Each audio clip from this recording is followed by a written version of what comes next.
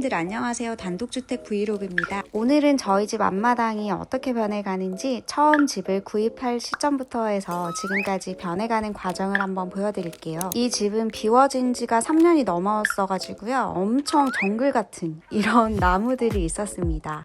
이 나무를 철거하는 데만 600만 원 정도가 든다고 하더라고요. 그래서 혹시나 당근에 이 나무를 필요로 하시는 분이 있는지 한번 올려봤습니다. 놀랍게도 이 나무 중에 일부를 가지고 가고 싶어 하시는 분이 계셨는데요.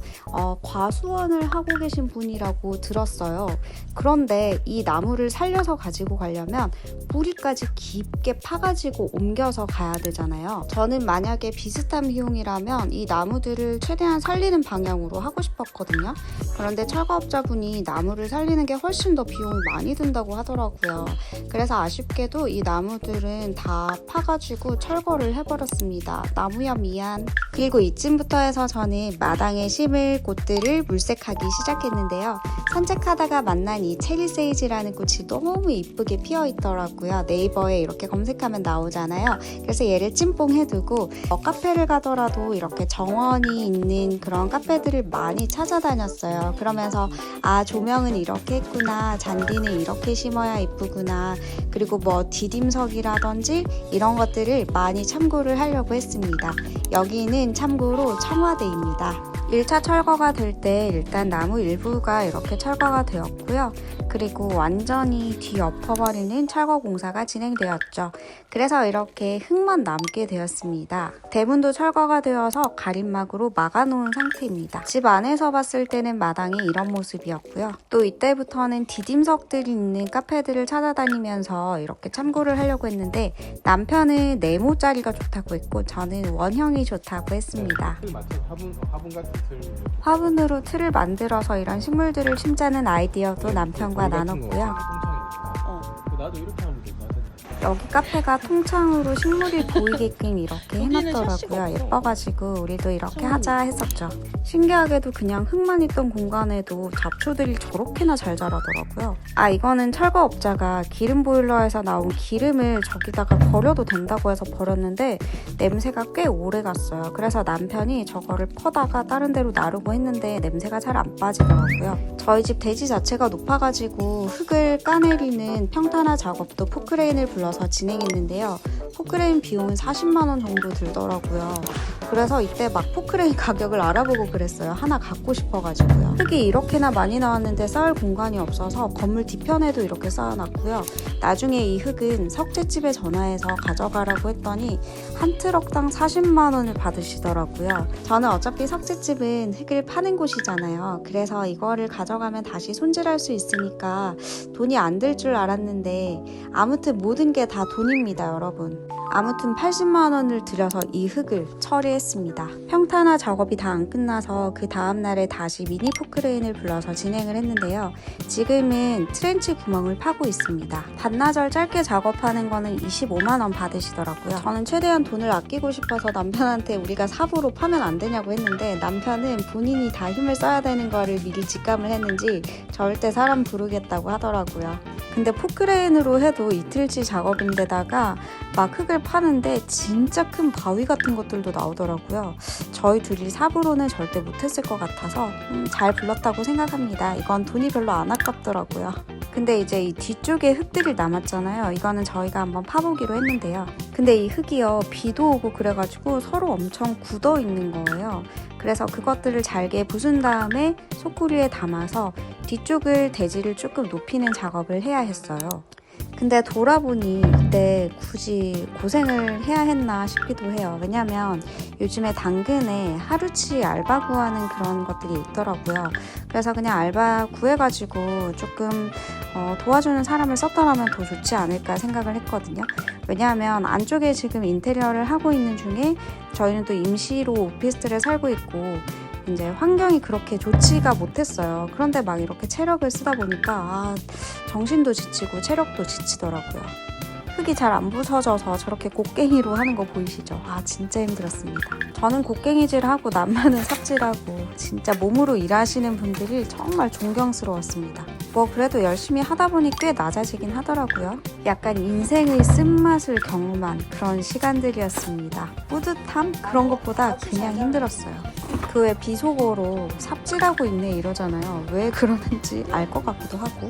아, 근데 여기서 저희의 삽질은 끝이 아니었습니다. 이 페인트 칠을 하려면 아랫부분이 정리가 돼야 된다고 하더라고요. 근데 저희가 이걸 미리 안 해놓은 거예요. 그래서 남편이랑 저랑 글라인더질을 하고 흙 파가지고 또 약간 미장 같은 것도 하고 그렇게 하루를 또 보냈습니다. 이날도 진짜 손꼽히게 힘든 하루였습니다.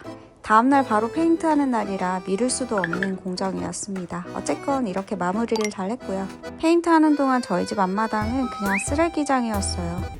페인트가 끝나고 이제 드디어 판잔디가 도착했습니다. 이거 남편이 다 날랐고요.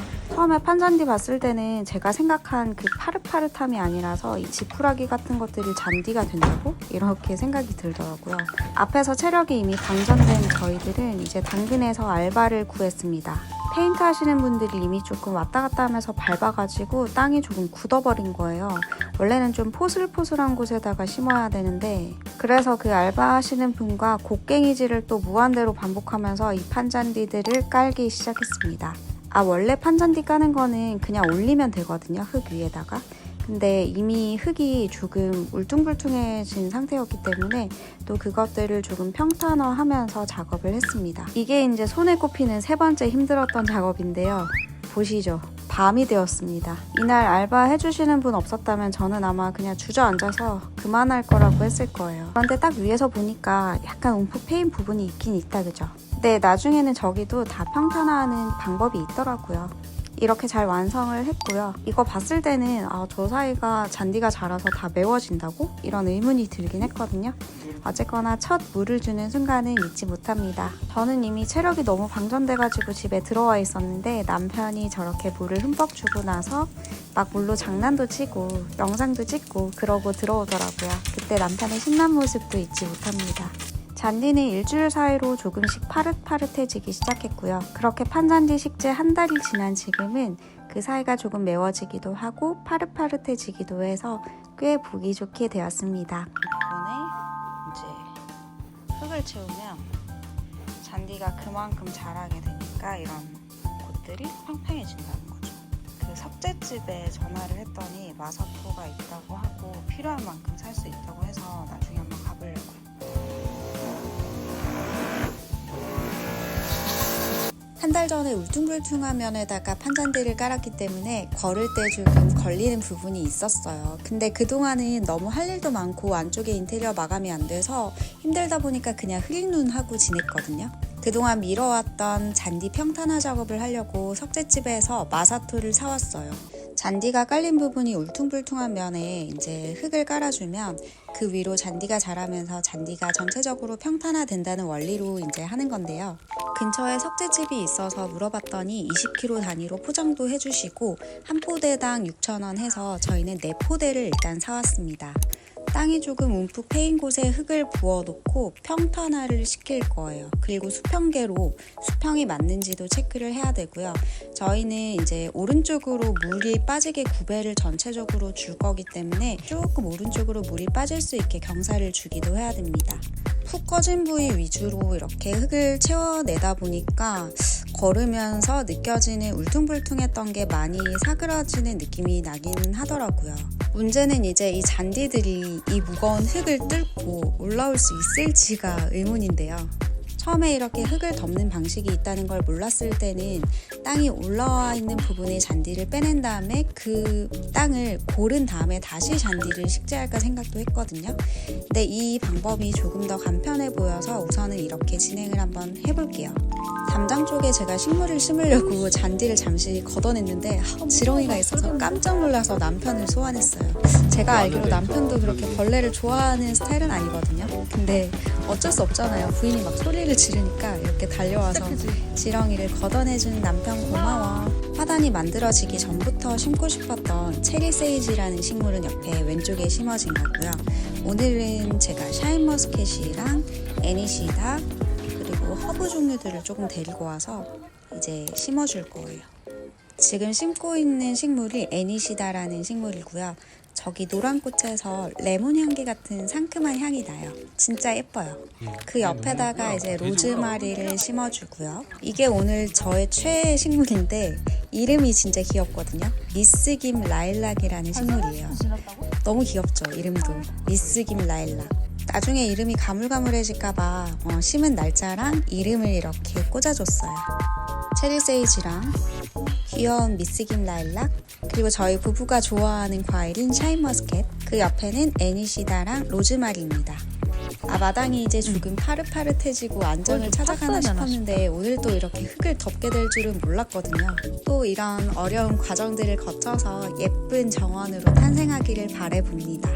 물도 흠뻑 주고 조금 밟아주면서 잔디야 이 위로 잘 자라나라 이렇게 해줬어요. 잡초가 자라는 속도는 정말 놀랍긴 하더라고요. 뒤쪽에 심어놔줬던 방울토마토랑 토마토들도 한번 확인을 해주고 며칠 안 돼서 그런지 아직 키가 조그매요. 그렇게 해서 다음날 아침이 밝았습니다. 흙이 조금 단단해져서 살짝 더 걱정이 되긴 하는데 그래도 하루하루 점점 더 나아지는 우리 마당의 모습이 정말 뿌듯하고 좋네요. 오늘도 시청해주셔서 감사합니다.